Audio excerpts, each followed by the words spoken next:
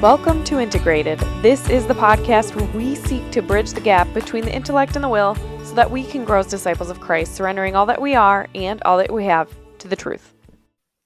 Hey guys, welcome back to another episode of Integrated. My name is Angela Erickson. I am your host. Thank you for joining me. I have an interview lined up today with my friend Mark Robertson. He is one of the trad men over from the Trad Men podcast. And if you haven't listened to them, I would encourage you to go check them out. Mark is a great guy. And of course, we love his co-host, Jason. Jason is awesome. And I don't know, they're really good guys. But I wanted to have Mark on for a long time because he has an interesting story for a number of reasons, which you'll kind of get bits and pieces of that as we go through this interview. But one of the things that I find really interesting about Mark is that he and his wife have struggled with infertility. Now, it's not interesting because this is uncommon. It's certainly not an uncommon issue, but I don't think we often listen to men share what their perspective is when it comes to infertility. And so for that reason, I wanted to have Mark on. He's a great guy. He's very much an open book. And I think you'll see that in this interview. So what we kind of spanned a variety of topics, but one thing that stands out to me is that Mark really cast such a wonderful light on what it was like for him when he realized that children really are a gift from God. They are not something that he is owed. And for him, that lifted a kind of burden. And so I think it was just so interesting to listen to him talk about that, talk about the commodification of children, and his way of sort of encouraging people to become parents themselves. And you'll hear more about how he has done that in his own life. Even though he's not a biological father, the way that he has spiritually adopted, so to speak, individuals in his life. And I think he has just great advice for that. And lastly, of course, it would not be a good episode about infertility if we didn't talk about maybe things you should avoid saying to someone who is struggling with infertility. I always think that's really important because I know for myself on the other end of things of being almost hyper fertile, I get a lot of comments about the size of my family, and I can imagine how much more it would hurt the other direction. So we definitely touch on that, and I think you guys are going to really enjoy this episode. If you haven't already, please like, share, subscribe. It's been really fun to see so many new people finding my work and my podcast. It's been really cool. And of course, thank you to those of you who take the time to message me and email me. I really appreciate it. I enjoy reading what you guys have to say about the work that I'm doing. It's very gratifying, I think, because I do this stuff and you're sort of speaking into the ether, it feels like, and you don't really know what's landing and what's not. So feedback is always very, very helpful to me. If there's something you want to talk to me about, feel free to email me. My email is angela@integratedangela.com. Please visit my website. There's a contact form there if you're interested in reaching out to me that way. Otherwise, you can also find ways to support the show, whether that's a one-time gift or becoming a patron.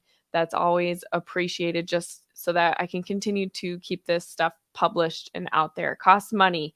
It's free to you, but not to me. So anyway, thank you so much. Also, if you didn't get a chance to on the Meaning of Catholic last week, on Monday, this past week, I interviewed Jeremiah Bannister over there. It was his first interview since he published his book, She Danced Me a Story. I hope that you guys go listen to it. And if you missed it, I also have another interview that I did with him yesterday. So this past Friday, we talked, it was like a part 2 where we went more in depth. It's a 2-hour long chat that we had talking more in depth about his book and about his process, all kinds of stuff. We covered so much stuff. Obviously, we talked for 2 hours. So go check it out on my channel. I hope that you're subscribed. If you're not, you got to fix that. You got to fix that. Okay. You guys know this. You know this. You listen to podcasts. You know how this goes. I have to say it. I just have to say it. Okay. As always, God bless you guys, and I will see you next time. Thank you, Mark, for coming on to Integrated today. I'm really excited to have you on about this kind of difficult topic. Would you mind sharing with our listeners today a little bit more about yourself and even your own podcast, the Trad Men podcast? Yeah, absolutely. And thanks for having me on your show. So I am the co-host of the Trad Men podcast. I co-host it with a great guy named Jason. we talk about all kinds of things Catholic, not just the traditional Latin Mass, but I'm actually more interested in the lay apostolate and what lay people are doing to further the new evangelization. And that's sort of our emphasis of our show. I am unique amongst people who would call themselves traditionalist or trads, whatever that means. That's a big tent. In that I do not have any children, no natural children. Now, my wife does have children from a previous marriage outside the church.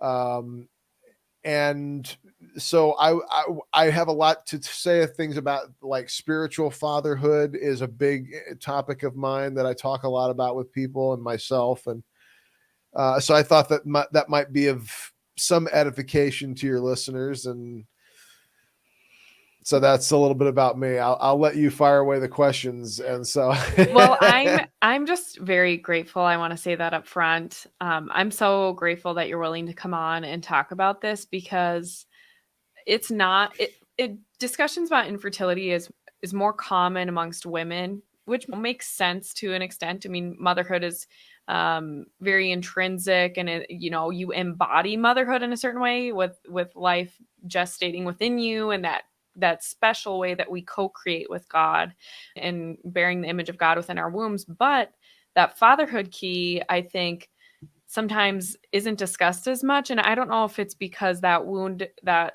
is very deep for men, and you guys sort of sometimes push those things away for the sake of other people and not wanting to, I don't know, be burdensome. You want to be productive, you want to problem solve, and sometimes this is a problem that can't be solved. So how does that resonate with your experience, just as you sort of have embarked on this, I don't know, journey, so to speak, of spiritual fatherhood, when you realize that maybe physical fatherhood was not an option for you? Yeah. So I'm really blessed in the sense that I've more or less been at peace with it. I learned early on, sort of when God came into my life and became a big part of my life, and the church became a big part of my life around 16 years old. When it comes to vocation is not a job.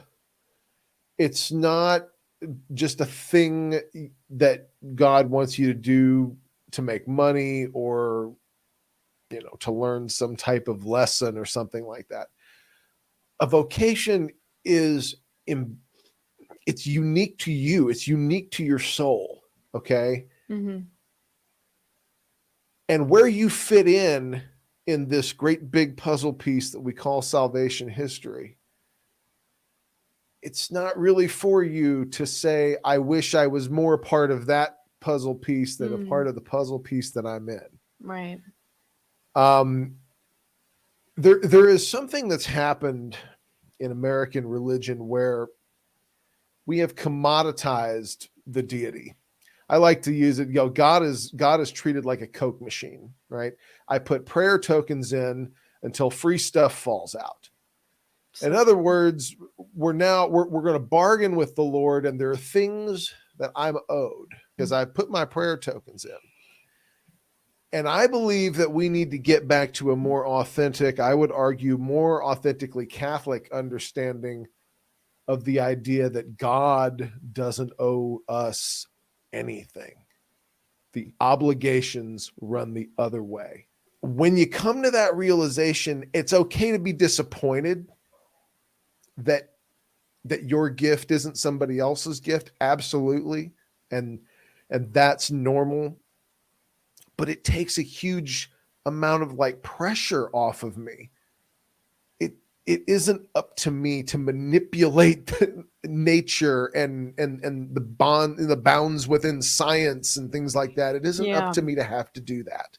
So how does the commodification of even the human person, and you're seeing this within the rise of IVF and gay couples creating their perfect designer babies.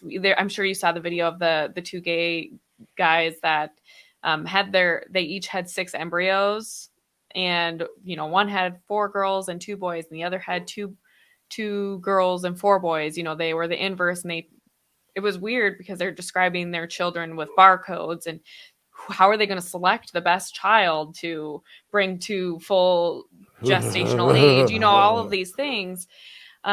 What is it like for someone like you who has had that desire on your heart? So many people do with infertility. That's a big reason why they turn to things like IVF or surrogacy or some of these other things that really result in the commodification of children, eugenics, things like that. What does that do to some when you see that as someone who would have been very open to children naturally, and yet you don't turn to those means? What's Yeah. your heart like when you see that? It says something about what you're expecting out of parenthood, and I believe does not comport with reality. Now keep in mind, obviously with no natural children of my own, but I have, taken care. I've babysat my little brother, and I've taken care of children, and I can more or less look around and see that parenthood ain't about you. Mm. And I'm sorry, if this is, and now it doesn't mean that you can't find fulfillment and a meaningful existence out of parenthood as something that naturally happens, goes along with it. But you Mm-hmm. will find out very quickly, them kids are not on your schedule. You're on their schedule. Yeah, You better 100%. believe it. And you'll learn quick that it's not about you. So, got to really evaluate your expectations if you're willing to do things that are immoral or illegal in order to accomplish this goal. Uh, now there's another type of individual out there though that is not doing things that are like the couple you're talking about that are just like blatantly immoral. Yeah. But these are people who just like they want a child so And they might not bad. realize, they might not be putting together that these embryos are human beings. Yeah. I think there's that misunderstanding for a lot of people. Like they might even be pro-life and they're not putting the pieces together, realizing, I mean, because Right. I think a lot of people who are doing IVF would call themselves pro-life. Sure. And some people will argue for ethical IVF, where you are only implanting one embryo, you're not making multiple embryos, but the rate of failure for that is a lot higher because you have less options, right? You're Yeah. not, or you might get 3 embryos and you implant all of them and you intend to have all of them and not do selective reduction, for example. And they would consider that ethical, even though you are still playing the hand of God in a And lot of ways. and like to those folks, I would say I understand. I understand your pain. I get it. So I don't want you to think I'm calling you evil or I'm telling you you're a bad person or anything Mm, like that. Um, but when we're talking about issues of the creation of human life, we need to be so careful to abide by the moral teachings of a religious authority that is exterior of us, because we will find all kinds of interesting ways to bend the rules if mm-hmm. you leave it up to us. Um, we have to be really careful. This is the creation of an immortal being that will live forever, created in the image and likeness of God Himself. And make no mistake, the husband and the wife do not make the baby. God makes the Mm-hmm. baby. They, by the grace of God in the sacrament of matrimony, get to participate in the creation of a living being in the image and likeness of God. You can't mess around with that. Mm-hmm. Grave matter, you betcha. Yeah. You betcha. Yeah, it's funny because I was just listening today to Dr. Mary Eberstadt's book on how the West really lost God. And she talks about the family factor. And one of the reasons she posits, or the primary reason, that there has been such a decline in religiosity in the Western world is because people aren't having kids anymore, and kids often are a driver for bringing parents back to church. The church is very much the one promoting the family and protecting the family. And one of the things that she suggests is that a lot of parents who maybe aren't practicing their faith experience parenthood, and especially, for example, during birth, they see and describe that process as something very sacred. And so they come outside of themselves and realize there's something bigger than us here. We didn't just create this. This has to be this divine thing. This human being, we didn't endow this child with a soul and this divine thing. And then two, so I just found that to be really interesting.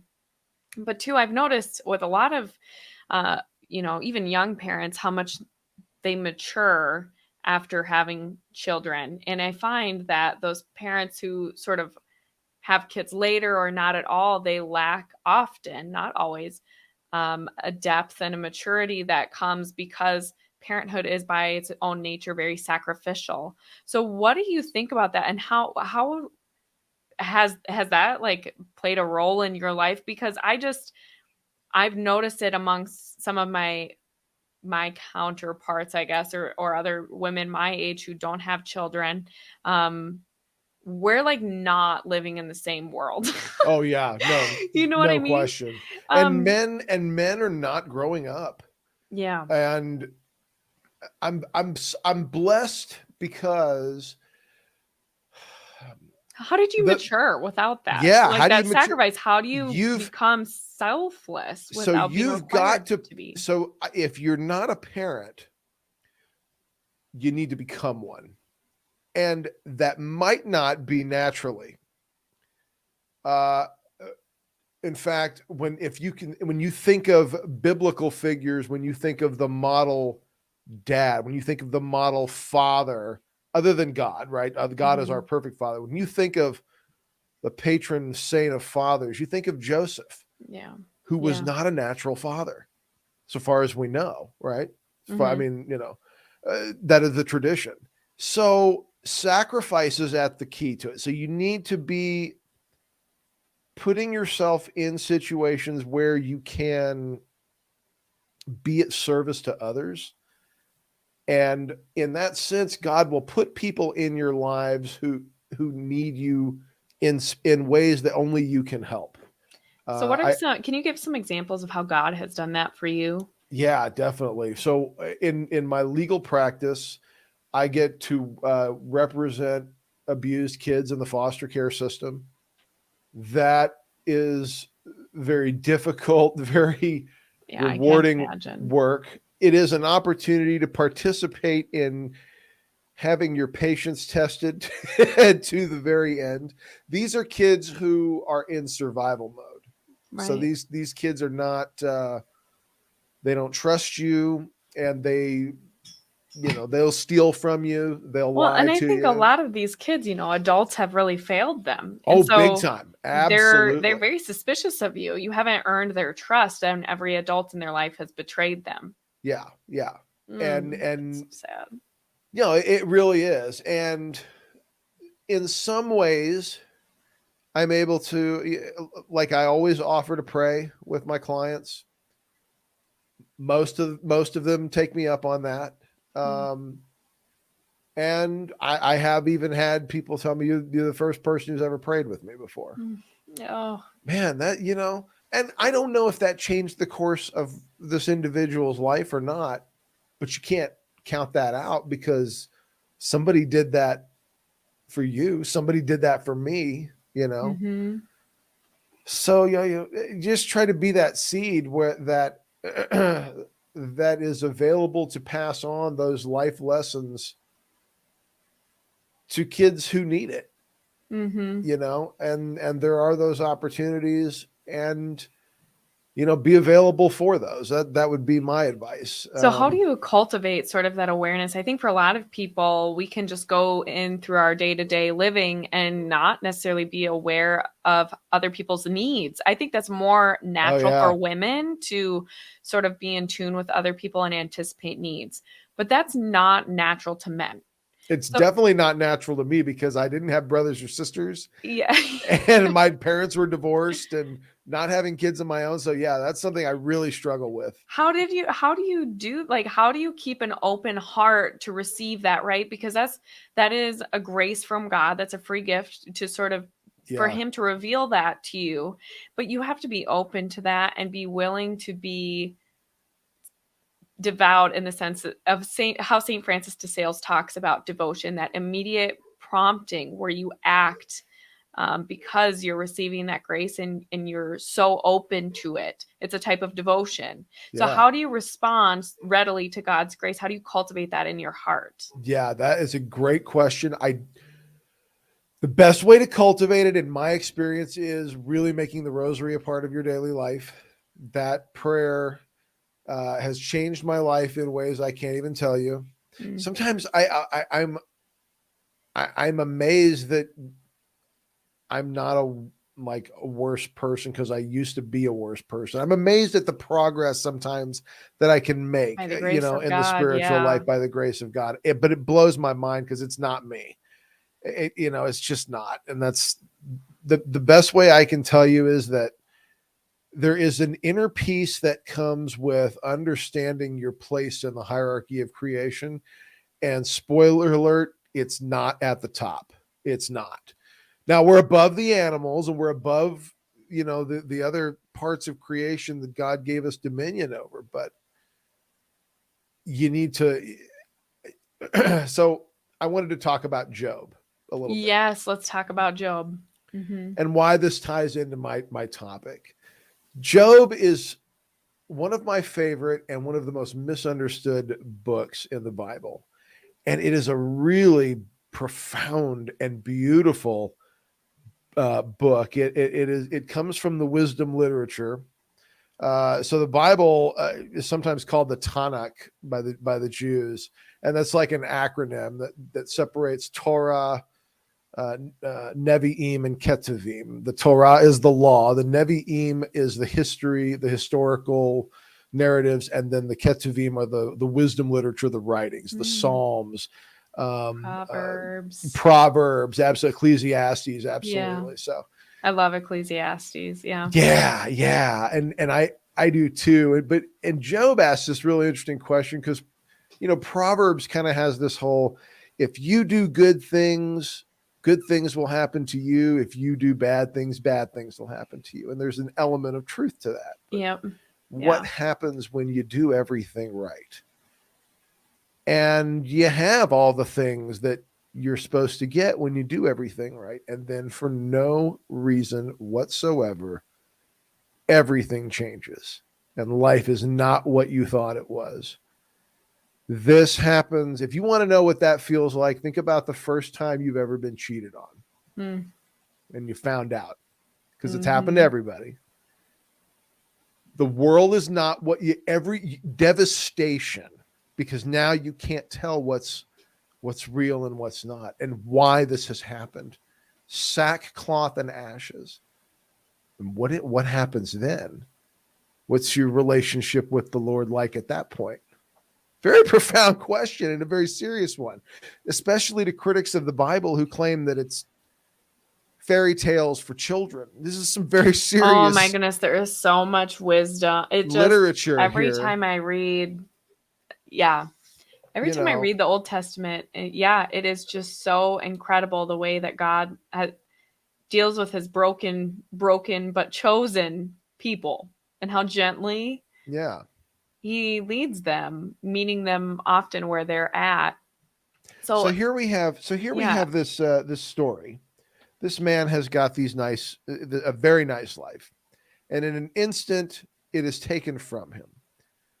Um, the reason why it's taken from him is laid out as a wager between God and the adversary about Job's faithfulness.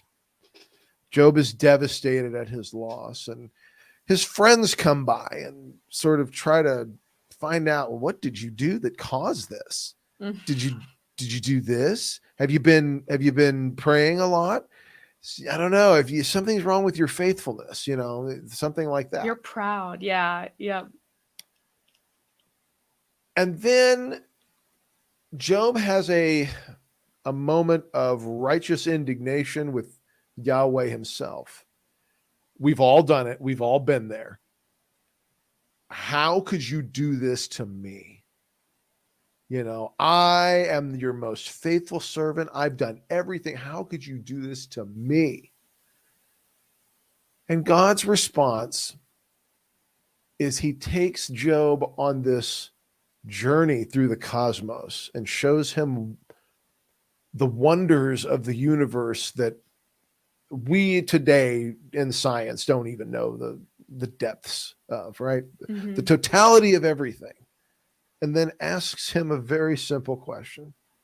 You think you can do what I do? Can you run this universe? You want to be the one who decides who gets it and who doesn't.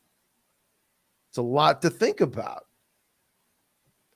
And Job reflects on this and humbles himself. And the best part is at the end, Job gets everything back, but we never find out why he gets everything back. And that's the Or point. how? I mean, he lost his Right. children. You know what I Right. mean? You sit there and you kind of marvel, and there's And yeah. that's the point of Job is that, we're not owed an explanation. I know I'm often accused of being too sympathetic to Judaism and everything, but when I talk about Judaism, I am talking about the religion our Lord and Our Lady practiced. Hmm. What a beautiful religion they practiced. And I'm sorry, I really do feel that way. What a beautiful religion our Lord and Our Lady practiced. And Hmm. there's something that the Jews have that I feel we need a little bit more of, and that is, I once asked a rabbi if you could have a chicken and cheese sandwich because the Torah says you can't boil a kid in its mother's milk, and that's why they don't eat meat and dairy together. So, but chickens don't give milk, so can you have a chicken and cheese sandwich? And he said no, and I said why? And he said very simple. He said because Torah commands it. And I thought, yeah, why isn't that a good enough answer? Because God says so. Yeah. Who the hell are you? Yeah. And now we don't live under the law anymore. So we can rationally understand why the Catholic Church teaches the things that it teaches and the morality that it teaches. But don't get it twisted. That doesn't mean that God owes you answers and explanations and you Well, and I know. think too, it sort of strikes me as like almost like the prosperity gospel type thing. It's Mm-hmm. like you do all the stuff, you give the church all the money, and you pray all the charismatic prayers, and you do the things, and the Lord will bless you. The Right. Lord will bless you, and it will be monetary, and it will be all of these things. And yet, we just know that that's not true. That doesn't comport with our existence and our human experience because we're fallen. We have this fallen nature. We have this thing called concupiscence Yeah. that everyone likes to tease me about. But this is just a part of the human condition. And because of the fall of Adam and Eve, we suffer. And there are some things that God remedies in our own lives, and there are other things that He permits for us to be sanctified. And so even our crosses become grace because I they're don't the think means by which we're sanctified. I don't think there are many. I don't think there are many Lakewood parishioners that stay past a funeral. Lakewood is a lot of fun at first. The songs are catchy and the music's inspirational. And then somebody close to you dies. And they ain't got nothing to say about that. Hmm. The modernists don't have really anything to say about that. That kind of thing is a bummer. And we'd really rather just not talk about stuff like that. Well, and they also want to And live forever. They don't want to contend with death, right, right? right. Then, yeah. And I'm telling you, the a lot of people have discovered the TLM in requiem masses or dealing with the death of a loved one and stuff like Hmm. that. I've heard a lot of that because it just something spoke to that reality of needing to experience a God who suffers with us, Hmm. you know. Yeah. So you talked a little bit about Saint Joseph, and I would love to know what are some of the things that you have contemplated about Saint Joseph, or what are the things that Yeah. you feel connected with? Because I'm just thinking for some of our listeners, and of course the name of the show is Integrated, but I want to know what that integration is for you on a Yeah. spiritual level, and how that has moved you physically to live out this faithful life of yours. Well, it's interesting you said physically because that's a big part of it. I had a very interesting conversation recently on my show Tradman with a man who started an organization called the Confraternity of War Angels. And this is a group of I did Catholic listen to that. men, yeah, Hmm. dedicated to invoking the spiritual help of Michael the Archangel in the spiritual battle, but also forming their will, through physical readiness and training with weapons and knowing how to defend themselves as well as protect others and things Hmm. like that. Um so we talked a lot about Joseph, and one of the things that I learned from this gentleman, he was talking about, there's a tradition that goes back a ways in the church. Sometimes Joseph is depicted in the depiction can be very effeminate in some Oh, senses, well, yeah. I mean, of Jesus, we have effeminate Jesus as well. yeah, Yeah. and that is does not comport with the tradition of Joseph. Joseph was considered to be um, virile, athletic, I mean, he was a pious, carpenter. Yeah. pious, and dangerous. Okay, that road from Bethlehem to Egypt is a dangerous route to take in the first century AD, man. There are no sheriff's departments out there. It's just highwaymen. Yeah. Well, and I think Okay. about the story of Dismas, right? Legend has it that Sure, on the yeah. way there, they met, is it Dismas's father who was a thief, and he came up on Our Lady and Saint Joseph and chose not to rob them. There's something about our Lord, something about Saint Joseph, something about Our Lady, and then ended up bringing them back to Dismas. And wasn't didn't Dismas and our Lord meet? I I'm think not the familiar with the tradition whole, yeah. does say that, but yeah, you're right. Like the road was riddled with danger. It was highwaymen. And so it's important to, um now it's not about necessarily, looking a certain way or anything like that, but taking your physical health seriously, doing your best to, watch your diet, did some physical exercise in, understand if you got a pistol, know how it works, Hmm. train Yeah. with it and things like that.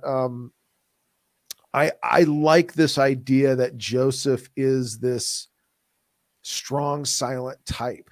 He's a man's man, right? Hmm. He's not this gentle. He is a gentle soul, obviously, Right. but it's more than that, right? There's a Hmm. masculinity there that I feel needs to be recaptured in the Hmm. West. Yeah. An authentic man who is strong for his wife and his children, takes his religious obligations very seriously. That's not just for the woman and the child, Right. you know. Uh, yeah, that's a big part of it. Um, I don't Well, and know. I It's loved when you were describing praying with some of the young children. Is it mostly boys, or boys and so girls? when it's boys, I'll typically represent them. If it's girls, then both my wife and I, she's also an Okay. attorney, will represent them together, Yeah. for obvious reasons. Yeah, and that's wise. Hmm. and uh and so yeah, that's something that that we both do. We both take that very seriously, and especially if they're in jail. I you will if you feel like, man, I just don't feel God's presence in my life, go pray with somebody who's in jail. Mm. You'll feel it. Well, and I think there's something very beautiful about that because you're exercising your priesthood. Not that you have the same level of authority over these people the way that like a father has over his children, Sure. but you are exercising your priesthood for those lost children, right? Yeah. And I think there's something really beautiful about that because how many of us have wanted someone to come in as a father figure when we weren't sure what a protective father looked like? We weren't sure what some of these attributes that God embodies, or even Saint Joseph embodies. We're not sure what they look like. And so when we see it, we go, oh my goodness, this is the real deal. I mean, I see that a lot in my own husband. I feel so blessed to be married to someone like him because he is that quiet masculine man that you're describing. He just is. He's somebody that doesn't say anything unless it needs to be said, really. And he's up at 4:30 every day, and he's going to the gym before he works out all day as a lineman and doing laborious work, and he comes home and he doesn't shy away from helping at home. It's like that constant gift of service, and he's always looking for ways to serve. And I think that's what it's all about, is looking and being receptive to those opportunities that we have to serve um without reserve, and not feeling like we're entitled to something. Yeah, and so there's a weird movie. I can't believe I'm bringing this up. So, did you ever see the Matt Damon movie Downsizing? Did you ever see that movie? No, okay. At people, when you or anyone else like Hope and Hope was asking me if I'd seen some movie. For those of you who are listening and don't know who Hope is, but she's the lovely bride of Rob from Avoiding Babylon. But I I like never watch TV, and I've never watched a lot of TV. So anytime someone asks me if I've seen a movie, 9 times out of 10, I have not. I'm sorry. You can skip this one. So I'm not telling you to go out and watch it because it's so amazing, but this movie, when I saw it, really for the first time had me thinking a lot about what would I do if I had, let's say I get a cancer diagnosis. It's terminal. The prognosis is something short but definite. 4 months. Mhm. We're very, very sorry. 4 months. Okay, I got 4 months left to go from who I am to St. Mark of Houston. Time to get to work, right? I'm Yeah. going to need a montage. I'm Um, thinking of the country song. I went yeah, skydiving. we're good. No, no, Yeah. no. But see, that's the question. What would you Yeah. do with all that time? If the answer is leisure activities, I'm going to do the skydiving, and I'm going to go to Mhm. Belize, and I'm going to go see the Leaning Tower of Pisa, and I'm going to do the, you failed the test. In those 4 months, you need to be serving as many meals as you can. You need to be praying as many rosaries. If there's somebody who needs something and you got it, you better give it to them. I mean, Mm. that was sort of the lesson of the film, and I really thought about that, and I thought, yeah, that's where my head needs to be, and I hope that has borne some fruit in my spiritual life. I feel like it has, but Well, as what's always, there's interesting, a can improvements to make. yeah, and what's interesting about that perspective, and now that you say that, it's so profound actually, because there is kind of that human selfish desire to do all the things that you would love to do, cross off everything on your bucket list, right? Yeah, But the things that will last, none of that, you don't get any of that when you go. Like you don't get to keep it. right. It doesn't stay with you, but the impact that you make on other people in their lives, that stays. That becomes a part of your legacy, right? And that's like what is so amazing about parenthood, is that our children really are our legacy. That's why I think the lie of feminism is so awful, because it tells women that their career is their legacy and not their children. And yet, when they die or when they leave their job or whatever, their boss won't think twice about them. But their children, God willing, if their relationship was good with their children are going to remember them when they die. That's going to be an important day. And they get to carry that love on with the grandbabies and the great grandbabies and so on and so forth. I've never heard anybody on their deathbed say, "I wish I worked more." No, Never heard no. that. And I've never heard anyone say, I wish I hadn't had kids, Yeah, I or I wish I had had. too many kids or Right, something. right. I wish Yeah, I'd have worked more. right. Uh, no, yeah, absolutely. And we need to sort of get back to understanding that when it comes, especially to things like conception, abortion, death, God is the master of life and death. Not you, not me, not Pope Francis. No, God is the master of life and death. So so he has not blessed me with children. Now we have obeyed all the marital laws of the church, right? So if you're not having children and you're not obeying the marital laws of the church, okay, pump the brakes. I have a solution. Now, but if you're obeying the marital laws of the church and you're not having children, instead of focusing on all the things God didn't give me, focus on the things that he did and the opportunities that he has given me to make a difference where I can make a difference. And, Mm-hmm. it's true that in the work that I do, there are lawyers out there who make a lot more money than I do. And I could look at that and say, it's unfair that I don't make as much money as other people in my field and things like that. But I'm not hurting right now. There's people out there hurting. I could be one of those folks. Mm-hmm. So I choose to look at life. There's a great saying, and it is from a rabbi, but you could apply it to our religion for sure.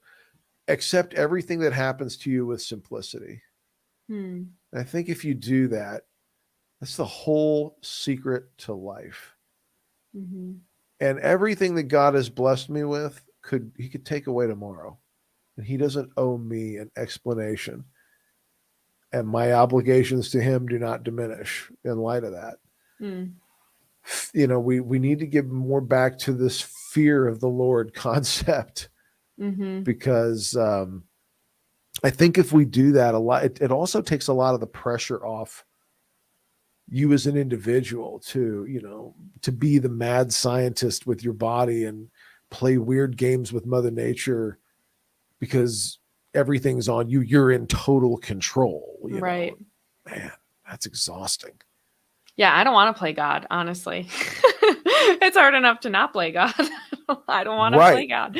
Uh, Right. so I guess I have a question for you then, in terms of, you've been doing all of the correct and proper things, and I'm sure that, because I do feel like sometimes we can be judgmental or more curious than we ought to be about other people's situation. Have people Yeah. said awful things to you? And like, what are some of the things that, Not intentionally, but yeah, what are uh, some things we should avoid saying, or like, what things have stung the most? well, it doesn't hurt me to ask, do you have kids? Like, that's a A legitimate natural, question. yeah. Yeah, I mean, either you do or you don't. Somebody's going to ask. Um, but what bothers me is when you say no, we don't, and instantly rushing into the advice on how to get pregnant, and you ought to talk to this doctor and look into this thing, and it's just like, I just met you 30 seconds ago, and I'm literally Yeah. talking about intimate things with my Right. wife with you. How you doing? Yeah. Yeah. So, but I understand that hearts can be in the right place, but I go to a Latin mass parish. You know how we all are. Mhm. Um, Yeah, that's why I had to ask, It's like, I yeah, know. but their hearts are in the right place. But I also believe that you're well within your rights to check people every once in a while when something like that happens, and just Mhm. say, "Hey, this really isn't any of your business, and I really don't want to talk about this with you." Yeah. Yeah. And that's fair. That's fair. That's charitable. That's honest. Have you come up with any like pithy responses? Because so I have the exact opposite problem Yeah. normally, Yeah. people are like, "Don't you know how that happens? Don't you guys have a TV?" All those, dumb things. And so now I Oh, just say things to make people uncomfortable. give me an example. Give me an um example. on my husband's birthday, we went out on a date with our youngest. So she must have been about 6 months old at the time, maybe not. Yeah, she was about 6 months old. Okay. And we just had her. The other kids were getting watched by my in-laws, and this older gentleman, it just so happened to be his birthday as well. And we were at the same restaurant, and uh we struck up a conversation while I was waiting to get a margarita. And then later he saw my husband and the baby, and he goes, oh my goodness, is this your first? And I said, no, this is our fifth. And his eyes just got huge. And he said, don't you know how that happens? And then I looked at him. Yeah. Whoa. And I looked at him. It happens a lot. Um, and I looked at him Boundaries, and I man. said, you know, I have a hypothesis, but we're still testing it out. If you want, I can let you know and report back later. Yeah, And the look on his face was just shock. man, It's like if you are, you're more patient than I am. I'm pretty direct. I just think that the direct route is the way to see. My father was a policeman. And so I was raised, apparently, I was raised to think and talk like a cop because everybody often thinks I am one. Trust oh, I me. could totally see that. No Yeah. one, I could never buy drugs. No one ever wanted to sell me any drugs. What? Oh, yeah. No one ever wanted to sell me any drugs ever. Everybody totally thought I was a narc. I remember when I first Okay, became so for our listeners that maybe don't know your backstory, oh, yeah. So I'm a recovering drug addict. yeah. And so, yeah, it was very difficult for me to buy drugs. It was difficult because people I were like, shouldn't be laughing, but you I are love for how you just sure a went right narc." there. You just went all the way. Um, Proud of you. yeah, I mean, yeah, I don't look. You're an I'm a. open book. Oh no, I'm a failure as a human being. Don't get it No, you're twisted. not. No, I tell people, You're a little man. St. Augustine. I tell people, man, I am unlike Joe Biden. I tell you, I'm not a good Catholic. I'm trying to be. I'm Well, yeah, trying to be, but we're practicing, I'm right? We're practicing. I practicing. never said I Yeah. was good at it. Yeah. But yeah, no, I don't know where I was going with all this. Well, I know we got off on a tangent, but um, Talking like a cop and being direct oh about yeah. when So people say when I things to first you. became an attorney, I was on this case and uh, I was on the phone with the prosecutor and I said, "Can I get a copy of the arrest report?" And she goes, "Well, don't you have that?" And I said, "No." She goes, "Well, you took it." And I said, "No, I'm the opposing counsel." She said, "Oh, I thought you were the cop." I said, "Yeah, everybody thinks I'm the cop. Everybody always thinks I'm the cop on the phone. I don't know why. I guess it's just the way that they Just your they manner of are. speaking. It's a manner of speaking, yeah, kind of a So thing." you don't have any pithy responses. So what are like apart from sort of trying to offer unsolicited advice, um, have there been times where you felt like you needed support from friends and family to sort of contend with this difficult trial? Yeah. What are some things we can do that actually are helpful when people are facing infertility and really struggling with it? Yeah, definitely. Well, prayer is obviously the main thing, you know. And um sometimes infertility is a temporary thing, a trial. Sometimes it's the way it is, and our it doesn't make the pain go away. Understanding that this is God's will and everything doesn't make the pain go away. Um, but we very luckily have a religion that has a lot to say about suffering Mm-hmm. and what it is and how it works and what its place in the economy of salvation is. And so I would say that prayer is the number one thing. And if people, you know, are having, if you know it's something that they're really emotionally struggling with, be gentle, you know, with people. And I would say the number one thing is, regardless of who you're talking to, respect boundaries. Mm-hmm. Come on. What is the deal? Have you had this happen where people want to put their hands on your pregnant when you're pregnant, they want to Oh put my their goodness, hands on yes. you? Oh, yes, I've had What complete is strangers, yes, rub my belly many, many times. absolutely Mhm, not? mhm. I think most of us learned that when we were like 5 or 6 years old. You don't put your hands on somebody Yeah, without permission. I don't understand that one. But yeah, like use common sense, and not everybody is looking for unsolicited advice. And, you know, but I also think that if you're like me and you're somebody who's struggling with it, you can't just go off on somebody. I see. I don't think that's acceptable either. Sometimes you just got to tell people, hey, this is my boundary right yeah, there, and yep. just they need to accept that. But I would also say that, going back to the example of Job, you're.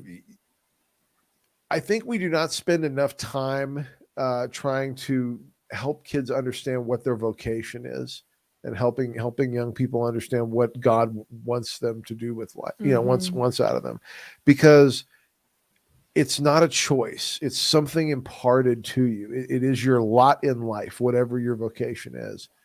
And I, I I think that the healing comes when you accept that it might be different than what you always thought it was going to be. Mm, yeah. I don't know if that makes sense or not. Oh, absolutely, yeah, that resonates a lot with just different things that I've experienced in my life, and I'm sure that will continue to ring true as I get older. I had to ask too, kind of as a one of my final questions for you are what are some of the best devotions for you that I mean apart from praying the rosary, what are the things that you have used to really surrender that to God? Yeah. So the first thing I do in the morning is I make a morning offering. Um, so it is a short prayer. I'd make one offering to the Holy Trinity, and then I make a separate offering to Our Lady, and then I go right into lauds. Now the liturgy of the hours, the canonical hours is something that I've talked a lot about on my channel. It's something I've had a devotion to since I discerned a vocation to the priesthood when I was right out of high school. I learned to pray the hours there, and it's a practice that I've kept since then. Not for all of the canonical hours, but I pray 3 a day. I think that punctuality in the day is a form of surrendering your time to the Lord, and we have the admonition to pray without ceasing, and this sort of it really does help you punctuate the day in that way. That's a big sign of surrender. That has been a huge devotion to me because um, it changes over time. There's moving parts in the breviary, so it keeps you engaged in a lot of ways. And really, it's it's a very active participation form of actively participating in the liturgy. I have no idea what I'm trying to say sometimes. Well, and I think one thing that really strikes me about the liturgy of the hours is you're praying the psalms, and the psalms are songs of praise to God mostly. I mean, Yeah, and I think when you're trying to wrestle with something very difficult, Judah always goes first. You praise God before all these other things. It's the proper prayer. Our Father who art in heaven, hallowed be thy name. Thy kingdom come, thy will be done. So you start off offering that praise and recollecting your soul and your very body back to praising God and bringing it into right order. And so to me, I just have actually been feeling a strong pull lately to pray the liturgy of the hours, even though I feel like I don't know what I'm doing. So I'm just at least reading the Psalms more because sure. that need for praising God and his goodness is just it is water for that thirsty soil. Oh, definitely. And the fact that you're uniting in your prayers with the whole universal church that's Mm-hmm. praying this hour also. And there's a lot of different approved forms of that prayer. Some of them are very simple and very old. I don't know if you've looked into the Little Office of the Blessed Virgin I Mary, do but have one. Yeah. yeah, and like that's where I started, and now I've graduated to the Roman Breviary that I pray for the 3 hours that I pray, Mm-hmm. and I'm learning that one now, and that's an incredibly beautiful prayer also. But I think, yeah, Catholics get so much out of that short punctuation throughout the Mm-hmm. day, even if it's just 1 or 2 hours. Yeah. Um, yeah, that's borne a huge amount of fruit in my life. Now, the other thing that I've done that I recommend that Catholic men at least investigate if you have a parish where you have a good council is looking into the Knights of Columbus. The Knights of Columbus offer a lot of opportunities to be of service to your community, in the pro-life apostolate, in the like doing coat drives and helping with the homeless and things like that. They do a lot of different things, opportunities to be of service to people who need strong, masculine, psychologically well-adjusted men to get out there and serve the Lord. And so Mm-hmm. if that's an option, if you have a good counsel that's near you, I would investigate that for sure. Mm-hmm. Excellent. Well, thank you for coming on today, Mark, and sharing some of this stuff with me. I know this is not an easy topic, but you speak about it with so much humility and grace, and I think that's a gift to everyone listening. Thank you for sharing your heart with us today. No, thank you, Angela, and thank you to your audience for listening to my story. And check us out over at Tradmen Podcast. Angela will include a link in the description. For sure. Awesome. You already know. All right. All right. Well, thank you so much. God bless you, Mark. God bless. Thanks, Ange.